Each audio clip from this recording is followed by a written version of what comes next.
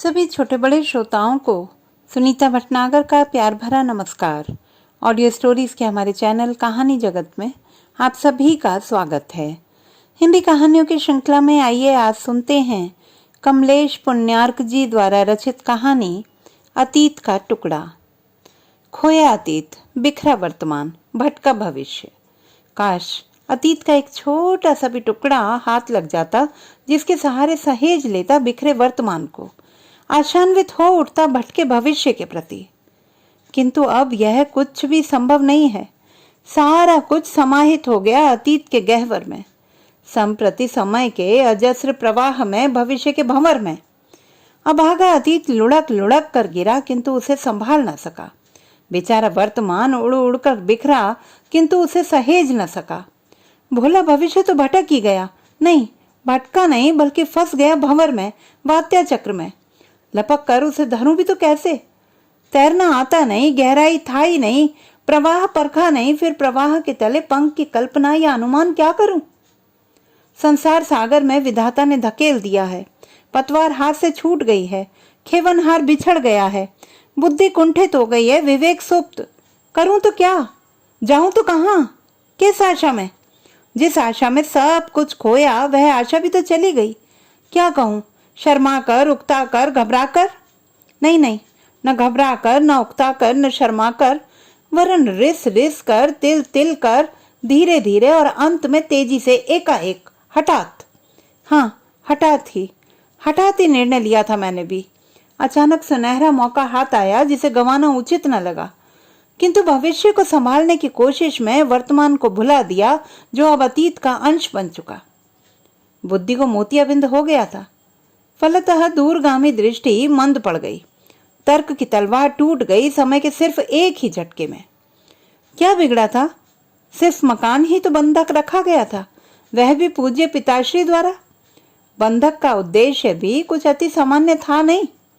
युवा पुत्र के अंक में युवती पुत्र वधू की उपस्थिति ने पुरातन विधुर को थोड़ा उद्दीप्त कर ही दिया, तो आश्चर्य क्या था? ऐसा तो समाज में अक्सर हुआ करता है। इसमें कौन पहाड़ टूट पड़ा? मकान गिरवी रख कर किसी षोडशी को रेडीमेड मां का खिताब मिल ही गया तो क्या हथेली पर दूब उगाई? दहेज दानव ने नारी का अवमूल्यन कर ही रखा है। हालांकि मकान बंधक रखने की नौबत नहीं आती। दादाजी ने अपार संपदा छोड़ रखी थी अपने इकलौते लाल के लिए, क्योंकि पूत सपूत तो का धन संचय और पूत कपूत तो का धन संचय। इसमें उनकी आस्था शायद ना रही हो। सारी चल संपत्ति धीरे धीरे परयानी पर चढ़ती गई अपने शुद्र अस्तित्व के विसर्जन करते करते। परयानी के दूसरे पलड़े पर सोने के बदले शिव बूटी तुलती रही, जो धुएं का रूप धरकर पिता की नासा गुहा से हुंकार पूर्वक निकलती रही। इसी कालिमा की घनेरी बदली में धीरे धीरे सब कुछ स्वाहा होता चला गया। सब कुछ पूर्वानुमानित था, फिर इतनी बेचैनी क्यों हो गई? असंभावित, अप्रत्याशित, विशेषण युक्त तो नहीं बन रहा था। फिर भी पता नहीं किस पागल कुत्ते ने काटा कि घर की लक्ष्मी को गंवा कर अलक्ष्मी को साम्राज्य सौंप कर निकल पड़ा रोजी की तलाश में। इतनी दूर देश से मुंह मोड़कर विदेश की धरती पर। माँ के स्तनों में दूध ना मिला तो डब्बे का दूध पीने, अपना नहीं तो कम से कम उस आश्रिता की स्थिति का विचार तो कर लेना चाहिए था जिसे अधर में लटका छोड़ा हूं। बेचारी मायके भी तो नहीं जा सकती, है ही कौन वहां? किंतु क्या पता था यहाँ भी कोई है कि नहीं उसका, न सास न ससुर। मोहक मातृत्व का गरिमामय पद सास का प्रमोशन पाते ही इस कदर निरंकुश तानाशाह बन सकता है, कल्पना भी न कर सका था। करता भी कैसे? नारी तू केवल श्रद्धा है, मैं आस्था रखने वाला क्या कल्पना कर सकता है उसके विष दर्शनों का? विषकुंभ पयो मुखम का नीर शीर विवेचन तो सामान्य पुरुषों के वश के बाहर की ही बात है। नारी चरित्र तुला पर मूढ़मती पुरुष की बुद्धि तो हमेशा से ही तुलती आई है। संयोगवश वह नारी किसी उच्च पदासीन हो तो फिर कहना ही क्या। नई माँ उम्र में छोटी अवश्य थी, परंतु पद में तो नहीं। दीर्घ अंतराल के बाद ममतामयी माँ का रिक्त स्थान पूरित हुआ था। उस माँ का जिसकी प्रेम सरिता में अवगाहन करने हेतु दिल तड़प तड़प कर वन्य प्रसून सा मुरझा गया था। आखिर यह भी तो माँ बनकर ही आई है। प्यार से कह रही है, फिर मान लेने में हर्ज ही क्या है इसकी बात? ऐसा ही सोचा था जब उसने कहा था, अपने भविष्य को सहेजो सुमन, बूढ़े बाप का क्या भरोसा, आज तक कुछ नहीं किए तो अब क्या करेंगे कब्र में पांव लटका कर। तुम भी समय पर नहीं चेतोगे तो कैसे होगा। मुझ अभागन के भी आसरा तुम ही हो। पानी के बुदबुदे सरीखे मेरे सिंदूर का क्या भरोसा कब फूट कर बिखर जाए। अभी बहुत समय बाकी है रेहन के तमादी में। 5 वर्ष बहुत दिन होते हैं, इतने में बहुत कुछ हो सकता है। मैं सारा इंतजाम किए देती हूँ, मेरे भैया के साथ चले जाओ। वहां ऐसी समस्या भी नहीं है बेरोजगारी आदि की, रकम भी बेशुमार मिली है। 5 वर्षों के मामूली त्याग से सुनहरे भविष्य को संवार सकते हो। बर्बाद दौलत से कहीं ज्यादा कमा सकते हो। आशा की चिंता ना करो, इसे जरा भी तकलीफ ना होने दूंगी, कहती हुई नवेली माँ जरा मुस्कुराकर पास बैठी आशा के सिर पर हाथ फेरती हुई बोली थी। कौन कहेगा कि आशा की मैं सास हूँ, यह तो मेरी सहेली समान है। हंसते खेलते 5 वर्ष फुर्र से उड़ जाएंगे। फिर थोड़ा ठहर कर बोली थी, बीच में आने की कोई बंदिश भी तो नहीं है। मेरे भैया तो हर होली में चले आते हैं। तुम क्या कोई बंधुआ मजदूर बनने जा रहे हो। अनमोल जीवन के 5 लंबे लंबे वर्ष, उनका त्याग, मात्र मामूली। अनमोल समय का इतना ऊंचा मूल्यांकन। नहीं नहीं, मूल्यवान समय मुझे माफ नहीं कर सकेगा कभी। बंधुआ मजदूर नहीं, बंधुआ मजदूर अतीत ने बंधुआ ही तो बना लिया है, वर्तमान के साथ साथ भविष्य को भी। समय ने सुख के सुनहरे पंखों को काट डाला है। मजबूर जटायु पड़ा कराह रहा है, मगर राम को इस रास्ते आना नहीं है। यदि आ भी जाए तो क्या, मैं तो अपनी सीता की सुधि ना ले सका।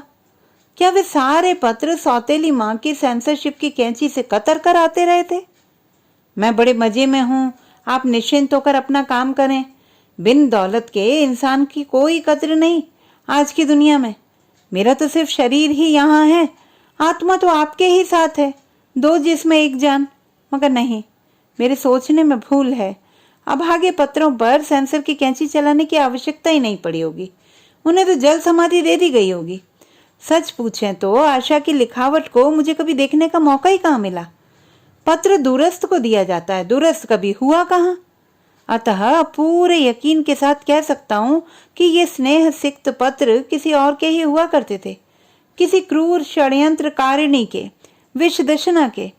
पत्र आते रहे, संवाद मिलते रहे, संतोष होता रहा। मगर एक दिन संतोष के ऊंचे ढेर को ट्रंक कॉल की भीषण ज्वाला ने जलाकर खाक कर दिया। विस्तृत व्यवसाय को कच्छप ग्रीवा सा समेट कर चल देना पड़ा स्वदेश वापस।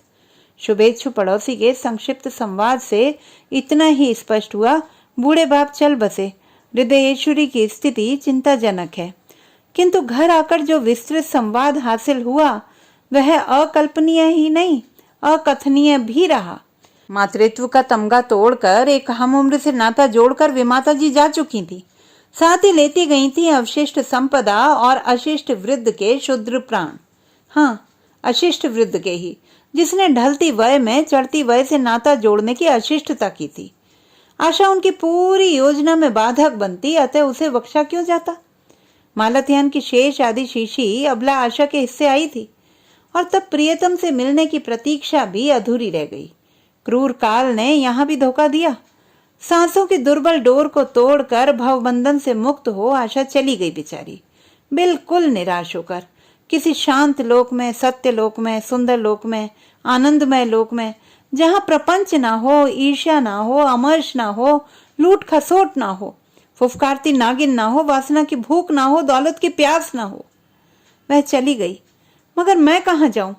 नश्वर शरीर का कठोर बंधन अनश्वर आत्मा तोड़े तो कैसे।